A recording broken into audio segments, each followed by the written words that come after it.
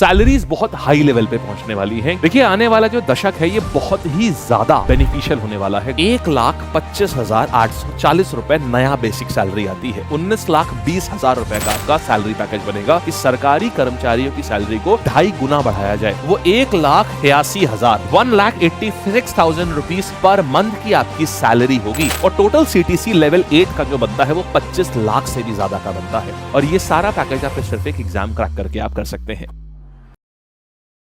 Hello नमस्कार दोस्तों, बहुत बहुत स्वागत है। मेरा नाम है मन श्रीवास्तव और आपका एसएससी लैब पर स्वागत है।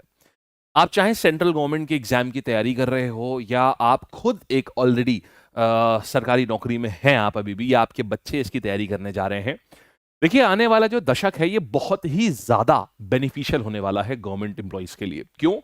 सैलरीज बहुत हाई लेवल पे पहुंचने वाली हैं क्योंकि 8th पे कमीशन का गठन होने वाला है। ये पे कमीशन का गठन हर 10 वर्षों में किया जाता है एक बार। जो पिछला पे कमीशन आया था जिसको 7th पे कमीशन कहते हैं, ये 7th पे कमीशन आया था सन 2014 में और इसकी रिकमेंडेशंस लागू हुई थी सन 2016 में। नया पे कमीशन आने वाला है, उसमें सैलरीज जो है गवर्नमेंट एम्प्लॉइज की वो लाखों में पहुंच जाएंगी और इसमें कोई क्लिकबेट नहीं है। ये सारी बातें अभी मैं यहां प्रूव करके दिखाता हूं। देखिए सबसे पहले तो आपको ये बताते हैं कि आखिरकार ये जो पे कमीशन है आखिर ये क्या बला है। देखिए पे कमीशन की जो शुरुआत है, पे कमीशन होता क्या है, आप जानते हैं कि हर साल महंगाई बढ़ती रहती है। क्योंकि महंगाई बढ़ती रहती है तो जाहिर सी बात है आपकी सैलरी भी बढ़नी चाहिए। क्योंकि अगर मान लीजिए आपने जिस सैलरी पे ज्वाइन किया है और महंगाई तो हर साल दर साल 6%, 7%, 8% तक बढ़ जाती है, किसी किसी जगह तो 10, 15, 20% तक बढ़ जाती है, लेकिन अगर आपकी सैलरी उतनी ही रहेगी तो आप कैसे उन चीजों को खरीद पाएंगे। तो इसीलिए आपकी सैलरी भी हर साल बढ़नी चाहिए। तो सरकार क्या करती है, हर 10 साल में एक पे कमीशन का गठन करती है। हर 10 साल में वो रिकमेंड करता है कि कितने गुना आपकी तनख्वाह को बढ़ाया जाना चाहिए। अगर हाल ही में बात करें तो जो पिछली बार जो हुआ था 2014 में किया गया था 7वां पे कमीशन, अब जो आएगा वो होगा 8वां पे कमीशन। 7वां पे कमीशन सन 2014 में करा गया था और उसमें सैलरी को 2.5 गुना बढ़ा दिया गया था। जी, 2.5 टाइम्स के करीब सैलरी को बढ़ा दिया गया था। अब अगर हम बात करें, थोड़ा सा हिस्ट्री की बात करते हैं, जरा अपने सामने लिखे नंबर्स को पढ़िए। 55 रुपए, 80 रुपए, 185 रुपए, जानते हैं क्या है? ये सैलरीज हुआ करती थी गवर्नमेंट एम्प्लॉइज की। जी, तो 1946 में जब पहला पे कमीशन गठन किया गया था ना, पहला पे कमीशन, तो पहले पे कमीशन ने जो मिनिमम सैलरी रिकमेंड करी थी, सबसे कम सैलरी, उसने बोला था कि 55 रुपए महीने से कम किसी की भी सैलरी नहीं होगी। तो ये फर्स्ट पे कमीशन की सैलरी थी, मिनिमम सैलरी। इसके 10 सालों के बाद जब सेकेंड पे कमीशन आया 1956 में, इसके बाद अगर हम थर्ड पे कमीशन की बात करेंगे तो ये मिनिमम गवर्नमेंट सैलरी हुआ करती थी। सोचिए सरकारी तनख्वाह भी इतनी कम हुआ करती थी। ये तो 7th पे कमीशन का भला हो कि इसने सरकारी सैलरीज को बहुत अच्छा एक उछाल दे दी। गवर्नमेंट जॉब्स के का जो क्रेज आप देख रहे हैं, ये क्रेज हमेशा से नहीं था। ये क्रेज 2012-14 के बाद में आया है। कारण था 7th पे कमीशन। गवर्नमेंट जॉब में सैलरी इतनी कम होती थी कि लोग सोचते थे कि हम अपने बच्चों को इंजीनियर और डॉक्टर बनाएंगे, ये सरकारी नौकरियों में कुछ नहीं रखा है, इनमें तो कोई सैलरी होती ही नहीं है। लेकिन 2014 के बाद क्या किया गया, 2014 में जब 7th पे कमीशन आया, उसने रिकमेंड किया कि सरकारी कर्मचारियों की सैलरी को 2.5 गुना बढ़ाया जाए। उसके बाद सैलरी इतनी ज्यादा हो गई सरकार में कि अब हर कोई चाहता था कि उनका बच्चा एक सरकारी अफसर बने। इसके पहले सरकार में अगर रह के पैसा कमाना है तो करप्शन के अलावा और कोई चारा होता ही नहीं था, इसीलिए लोग करप्शन करते थे। लेकिन 7th पे कमीशन के बाद सैलरीज इतनी ज्यादा हो गई कि किसी को करप्शन करने की आवश्यकता नहीं बची है। अब वो अपनी इच्छा से करे तो बात अलग है। अच्छा, तो आज के टाइम पर 7th पे कमीशन में जो मिनिमम सैलरी जो रिकमेंड करी जाती है, मिनिमम बेसिक सैलरी जो रिकमेंड करी जाती है, वो 18,000 रुपए है। ये बेसिक सैलरी है, ध्यान दीजिएगा, ये कंप्लीट सैलरी नहीं है। कंप्लीट सैलरी इससे काफी ज्यादा होती है। अब आइए देखते हैं, पहले हम एक नजर डालते हैं कि अगर कभी भी कोई सैलरी बनती है तो कैसे बनती है और 8th पे कमीशन के बाद सैलरी कितनी हो जाएगी। अगर हम ओल्ड स्ट्रक्चर की बात करें तो यहां पर जो मिनिमम सैलरी है, मिनिमम सैलरी जिसको बेसिक पे बोलते हैं, बेसिक पे जो है ये 18,000 रुपए की है। फिर देखिए होता है एक महंगाई भत्ता। अब क्योंकि सरकार आपका हर साल आपकी सैलरी तो नहीं बढ़ा सकती, तो सरकार क्या करती है, लेकिन क्योंकि महंगाई हर साल बढ़ रही है, लेकिन सरकार हर साल आपकी सैलरी नहीं बढ़ा सकती है, तो सरकार कहती है हम आपको सैलरी नहीं बढ़ा सकते, लेकिन हम आपको महंगाई भत्ता देते रहेंगे हर साल। तो ये एक परसेंटेज के रूप में दिया जाता है। 10%, 15, 20, 30%, 40%। आज के टाइम पे ये महंगाई भत्ता 50% है। मतलब आप जितनी बेसिक सैलरी पाएंगे, आप उसका 50%, तो डीए का जो रेट है वो आज के टाइम पर 50% है।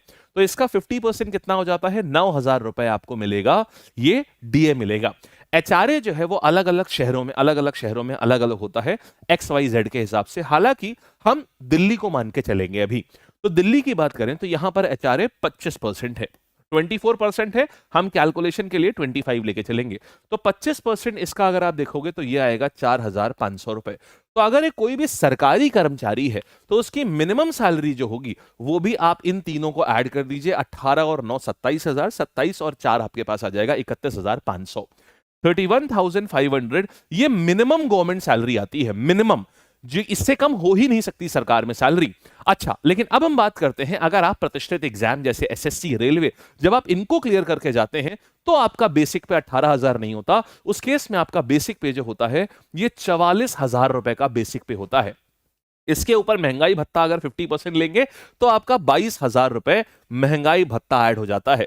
इसके ऊपर जब आप 25% ये आपका एचआरए ऐड करते हैं तो ये 11,000 हो जाता है। ये मैं बात कर रहा हूं लेवल 7 की जॉब का, मतलब जो आपके एसएससी के थ्रू इंस्पेक्टर्स होते हैं, रेलवे के थ्रू आप लेवल 6 की जॉब पे जाते हो, एसएससी के थ्रू लेवल 7, लेवल 8 पे जाते हो, तो आपकी सैलरी जो फाइनल बन के आती है वो 77,000 अभी तक बन के आती है। ये आपका 7th पे कमीशन के हिसाब से ओल्ड सैलरी जो बन के आ रही है, ये आपकी सैलरीज बनती हैं। अब देखिएगा, अब हम और आगे जा रहे हैं। अब हम बात करते हैं नया स्ट्रक्चर क्या होने वाला है। नए स्ट्रक्चर की बात करेंगे तो देखिए, ये जो पे कमीशन होता है ये एक फिटमेंट फैक्टर रिकमेंड करता है कि जो नई सैलरीज होंगी वो आखिरकार कितने गुना बढ़नी चाहिए। तो इसमें क्या किया गया है, अभी जो उम्मीद करी जा रही है वो 2.86 की उम्मीद करी जा रही है कि कम से कम 2.86 का फिटमेंट फैक्टर होना चाहिए। हालांकि इसमें डिस्प्यूट है। देखिए, पिछली बार करा गया था 2.57 का, 2.5 गुना का फिटमेंट फैक्टर पिछली बार भी रखा गया था।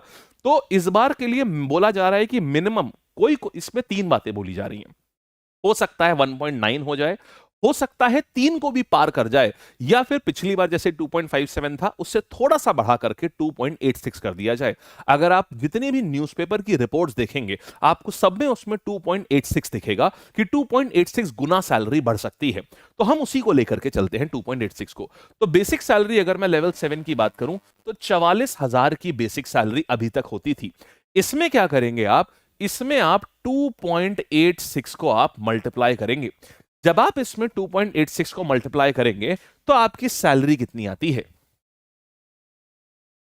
चलिए देखते हैं कि 2.86 को मल्टीप्लाई करते हैं, कैलकुलेटर खोल लेते हैं यहां पर, और 44,000 को जब हम 2.86 से मल्टीप्लाई करते हैं 1,25,840 रुपए नया बेसिक सैलरी आती है। 1,25,840, ये सिर्फ आपकी बेसिक पे है।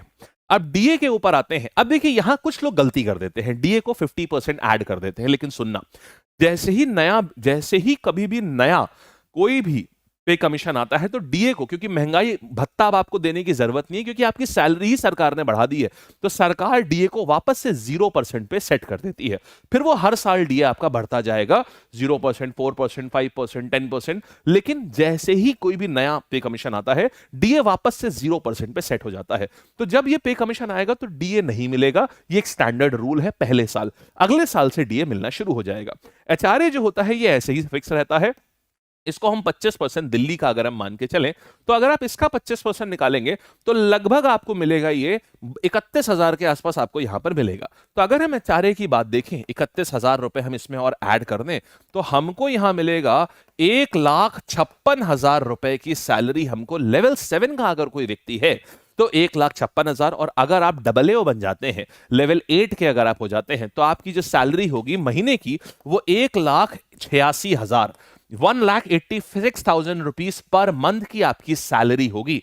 अब अगर आपने देखा था कि हमने यहां थंबनेल में लिखा है 20-22 लाख का पैकेज होता है, आप अगर लेवल 7 की जॉब को अगर उठाएंगे आप 1.5 लाख रुपए महीना पा रहे हैं, और अब अगर आप इसको मल्टीप्लाई करेंगे 12 से कि आप साल में कितना पा रहे हैं तो 19,20,000 रुपए का आपका सैलरी पैकेज बनेगा। 19,20,000 का सिर्फ salary package. Cost to company में मेडिकल की भी अलग चीजें जुड़ जाती हैं, बहुत सारी और फैसिलिटी जुड़ती हैं, जो कि एक गवर्नमेंट एम्प्लॉय का पैकेज 22 लाख रुपए लेकर के जाता है। इसी तरीके से अगर हम यहां की बात करेंगे तो इसका तो सिर्फ सैलरी पैकेज भी 22 लाख को ही क्रॉस कर देता है और टोटल सीटीसी लेवल 8 का जो बनता है वो 25 लाख से भी ज्यादा का बनता है।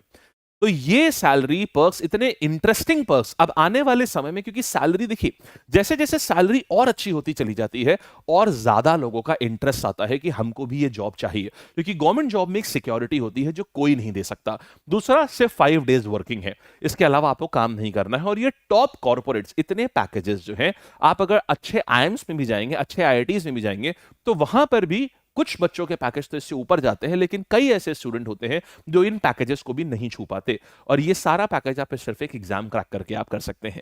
ये फायदे होते हैं गवर्नमेंट जॉब के। आगे आने वाले दशक में आपको देखिए जिनको जो ये जॉब्स अभी मिल रही हैं उनको भी फायदा होगा, उनकी सैलरी बढ़ेगी, प्लस और भी लोग गवर्नमेंट जॉब्स में बहुत ज्यादा इंटरेस्टेड हो जाएंगे क्योंकि सैलरीज बहुत ही ज्यादा अच्छी हो जाएंगी। और आप ये सारी तैयारी, चाहे रेलवे की हो, चाहे एसएससी की हो, किसी भी गवर्नमेंट जॉब की तैयारी, आप पूरी की पूरी यहां एसएससी लैब, डू सब्सक्राइब, इस चैनल को जरूर सब्सक्राइब कर लेना। हम इसमें हर आने वाले जो गवर्नमेंट जॉब है इसके बारे में, क्या इसकी सैलरीज रहेंगी, कब कौन सी नोटिफिकेशन आ रही है, कैसे किस चीज की तैयारी करें, पूरा सिलेबस, ये सारी चीजें हम यहां पढ़ाते हैं। तो ये आपको बहुत बेनिफिशियल रहेगा आपके लिए। ठीक है जी। तो कैसा लगा आपको ये सैलरी? आपकी इतनी अच्छी अच्छी सैलरी होगी, 20-20 लाख, 25-25 लाख के आप लोगों के सैलरी पैकेजेस होंगे। कैसा लग रहा है ये अपने आप में एक बहुत बड़ा मोटिवेशन का काम करेगा आपके लिए। तो लग जाइए तैयारी में और जितना भी कंपटीशन हो बस डटे रहिए और एक बार में एग्जाम क्रैक करिए। All the best.